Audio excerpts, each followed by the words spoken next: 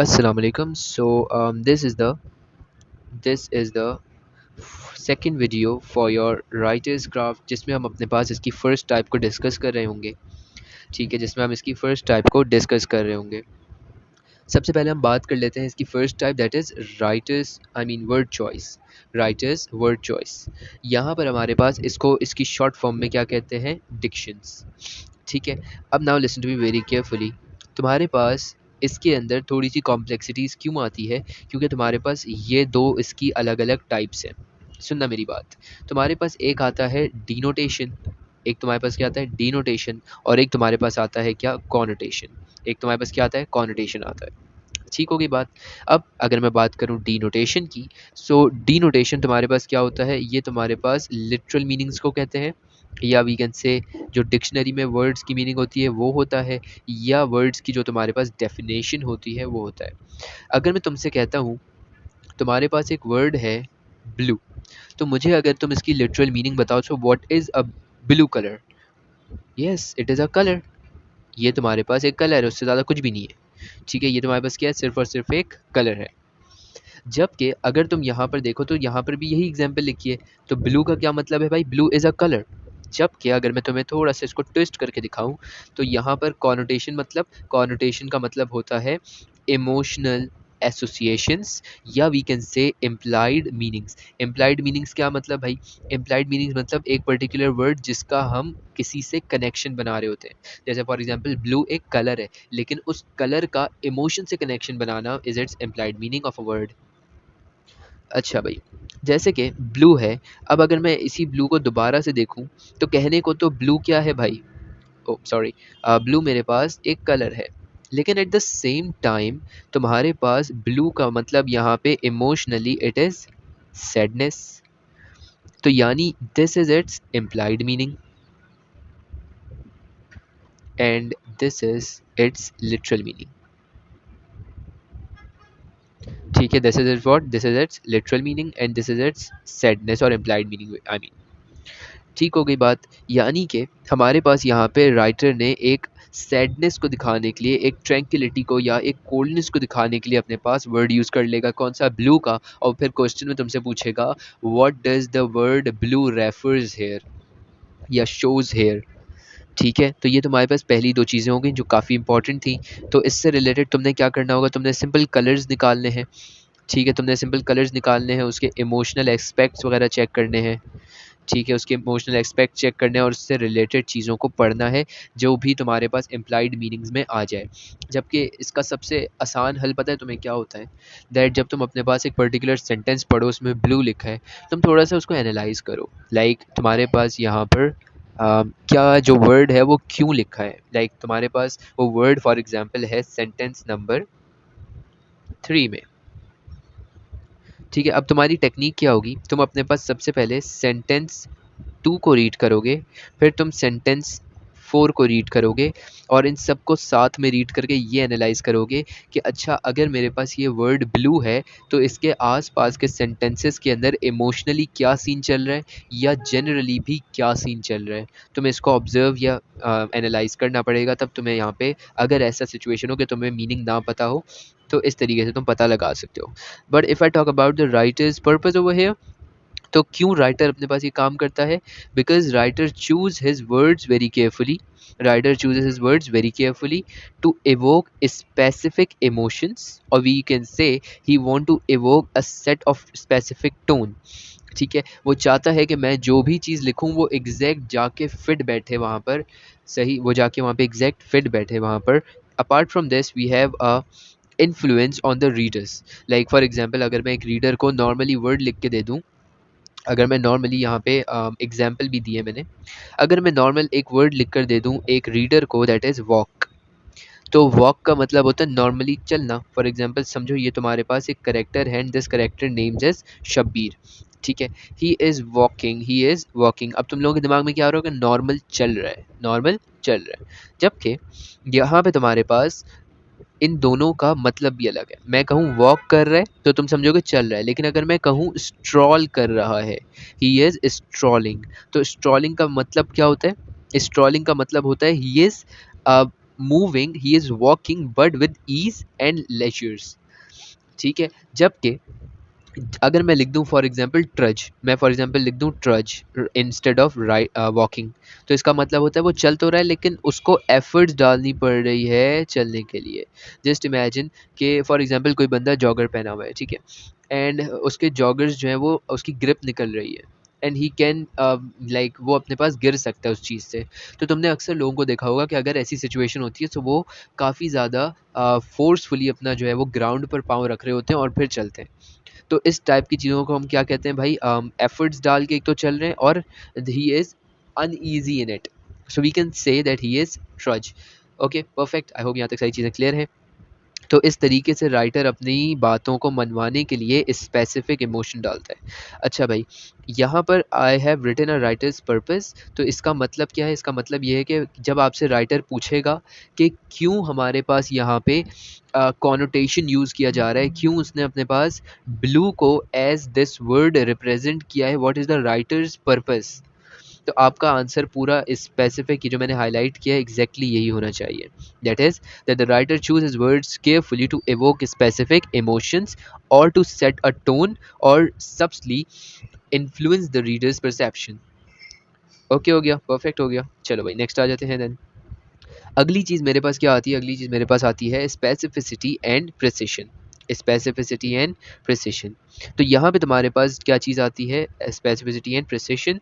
So let's start over here. अब अगर तुम यहाँ पे ज़रा गौर से देखो तो एग्जामिनर तुम्हारे पास क्या करेगा, वो हमारे पास हमेशा एक एग्जैक्ट नाउन या वी कैन से एक स्ट्रॉन्ग वर्ब्स यूज़ किया करेगा रादर देन वैग और जेनरिक वर्ड्स। सही, वो अपने पास कभी भी इस तरीके से नहीं करेगा। जब तुम पैसेज पढ़ोगे तो तुम्हें अंदाज़ा हो जाएगा कि कभी भी राइटर अपने पास कोई वीक वर्ड यूज़ नहीं करता या वीक वर्ब यूज़ नहीं करता या weak form of verb use नहीं करता। तो इस वजह से आपके पास यहाँ पे अब वो इस चीज़ के बारे में भी आपसे पूछ सकता है कि why does the writer use exact nouns and strong verbs rather than वैग और जेनरिक वर्ड्स। सो इसका मतलब क्या है, क्यों करता है ऐसे? ताकि वो अपने पास डिस्क्रिप्शन को ज़्यादा विविड बना सके, यानी जब वो पर्टिकुलर पैराग्राफ कोई बंदा पढ़े तो वो आसानी से उस सिचुएशन को इमेजिन कर सके और वो अपने पास इस डिस्क्रिप्शन को ज़्यादा इम्पैक्टफुल बना सके। वो अपने पास इस डिस्क्रिप्शन को क्या बना सके? बहुत ज़्यादा इम्पैक्टफुल बना सके। And to avoid what? To avoid the ambiguity. To avoid what? To avoid the ambiguity. Just imagine यहाँ पे तुम्हारे पास एक सेंटेंस है, एक सेंटेंस है तुम्हारे सामने, the person move quickly, the person move quickly. इसके बजाय अगर वो लिखता है the athlete sprinted, the athlete sprinted, तो ज़रा तुम इमेजिन करके देखो तो दोनों चीज़ों में तुम्हें फ़र्क नज़र आ रहा है। समझो शब्बीर तुम्हारे पास एक एथलीट है, शब्बीर तुम्हारे पास क्या है? एक एथलीट है। मैं कहता हूँ that the person move quickly, मैं कहता हूँ पर्सन मूव क्विकली, तो तुम समझोगे वो तेज़ भागना शुरू कर रहा है, लेकिन इमेजिनेशन तुम्हें उतनी अच्छी नहीं आएगी। तुम्हें मतलब तो समझ आ जाएगा, इमेजिनेशन का मसला है। लेकिन अगर मैं कहूँ that Shabbir was a athlete and he sprinted, तो तुम्हें समझ आएगा कि जो इसकी स्पीड है वो हमारे पास ग्रेजुअली क्या हो रही है? बढ़ रही है, और वो आगे जाके ऑब्वियसली वो इतना अच्छा तो नहीं है, गाड़ी थोड़ी है, वो एक्सेलरेट ही करता रहेगा, वो जाके कहीं ना कहीं अपनी स्पीड को कांस्टेंट भी करेगा। खैर, नेक्स्ट हमारे पास यहाँ पे आ जाता है formal and informal language. Formal and what? Formal and informal language. क्या मतलब ये कि जब वो हमारे पास फॉर्मल लैंग्वेज यूज़ करेगा या वो इनफॉर्मल लैंग्वेज यूज़ करेगा तो उसका पर्पस क्या होगा, वो क्यों करेगा, किस तरीके से करेगा, तो चीज़ों को समझना। मैंने तुम लोगों को एक टॉपिक पढ़ाया था, I remember connotations, I am sorry, मैंने तुम लोग एक टॉपिक पढ़ाया था that was transitional words, subordinating clause, gerunds and semicolons I guess. तो ये तुम्हारे पास वो पर्टिकुलर चीज़ें होती हैं जो एक पर्टिकुलर टेक्स्ट को, पैसेज को ऑफिशियल डॉक्यूमेंट बना देती है, या we can say academic text बना सकती है, या हम इसको यहाँ पे अपने पास ये भी कह सकते हैं कि इसको फॉर्मल बना देती है। ठीक है, we can actually find out a formal letter, formal text using their complex sentences वाला ट्रिक, यानी कि उसमें तुम बस इतना ढूंढोगे कि कॉम्प्लेक्स सेंटेंसेस हैं या नहीं है, प्रिसाइज वोकैबुलरी है या नहीं है, ग्रामेटिकल रूल्स को फॉलो किया हुआ है या नहीं किया हुआ है, तो तुम्हें इससे अंदाज़ा हो जाएगा कि हमारे पास यहाँ पर क्या है भाई, हमारे पास यहाँ पर एक पर्टिकुलर टेक्स्ट फॉर्मल है या इनफॉर्मल है। सही। अगला अगला हमारे पास यहाँ पे आता है इनफॉर्मल। इनफॉर्मल के अंदर हम यूज़ करते हैं for we can say casual conversation, जिसके अंदर ऐसी कैजुअल कन्वर्सेशन जिसके अंदर हमारे पास या तो पर्सनल लेटर्स तक बात रहती है, या हम अपने पास कैजुअली किसी दोस्त से बात कर रहे होते हैं, या वी कैन से हम चिल होकर लिख रहे होते हैं, कोई मसला ही नहीं होता, बिल्कुल आराम से ठंडे ठंडे लिख रहे होते हैं, लेटर लिख रहे हैं, दोस्त को लिख रहे हैं, दोस्त के घर वालों को लिख रहे हैं, अपने घर वालों को लिख रहे हैं, रिश्तेदारों को लिख रहे हैं, जिसको चाहे लिखते रहो, मुझे क्या। खैर, उसके बाद हमारे पास यहाँ पे क्या होता है, इनफॉर्मल के अंदर ये सारे काम हो रहे होते हैं।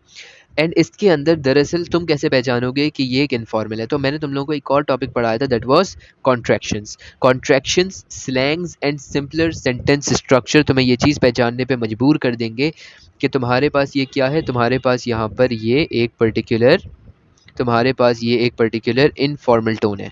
समझना इस बात को। अगर मैं लिखता हूँ आई एम, अगर मैं क्या लिखता हूँ आई एम, एक सेकंड थोड़ा अच्छे से लिख लेते हैं। अगर मैं लिख देता हूँ आई एम,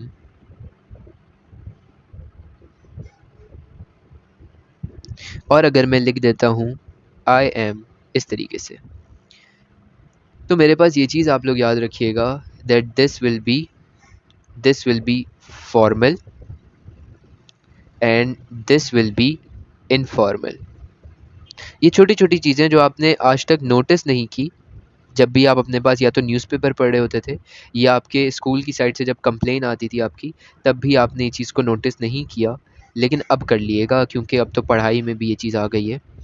सो यस, आपके पास जब भी ऐसी कोई सिचुएशन आए जिसके अंदर आपके पास क्या हो, जिसके अंदर आपके पास यहाँ पर कॉन्ट्रैक्शन यूज़ हो रहा हो। कॉन्ट्रैक्शन क्या है अभी तो पहचान लिया होगा, but still if you haven't तो मैं बता देता हूँ। यहाँ पर आपको ये जो ऊपर एक मार्क नज़र आ रहा है, this is known as contraction, और इस पूरी फॉर्म को भी हम कॉन्ट्रैक्शन ही कहते हैं। अगर इस तरीके से लिखा है तो कॉन्ट्रैक्शन नहीं है, मतलब ये फॉर्मल है। इस तरीके से लिखा है तो कॉन्ट्रैक्शन मीन्स इनफॉर्मल है। इसको थोड़ा और एक और एग्जांपल दे देता हूँ मैं आप लोगों को। फॉर एग्जांपल लिखा है यू आर, और एक लिखा है यू आर, तो यहाँ पर पहचान तो गए होंगे कि कौन सा फॉर्मल है और कौन सा इनफॉर्मल है, तो मैं बता भी देता हूँ साथ में। Over here this is formal, this is formal, and this is informal. ठीक है, कलरिंग कर लेते हैं इसके अंदर पहले। This is what, this is informal. Okay, so लिख भी लेते हैं ताकि भूल ना जाए आप लोग बाद में। This is formal and this is informal. I hope यहाँ तक बातें क्लियर होंगी। ठीक होगी बात, we will keep the class till here, बाकी हम नेक्स्ट पार्ट के अंदर कवर कर रहे होंगे। Thank you very much. If you have any sort of confusion anything, so आप मुझे बता सकते हैं। I will be explain it again to you if you want. खैर, कमेंट सेक्शन में अपने डाउट्स डाल दिएगा, I will be solving it. Thank you very much. अल्लाह हाफिज़, फ़ी अमान अल्लाह।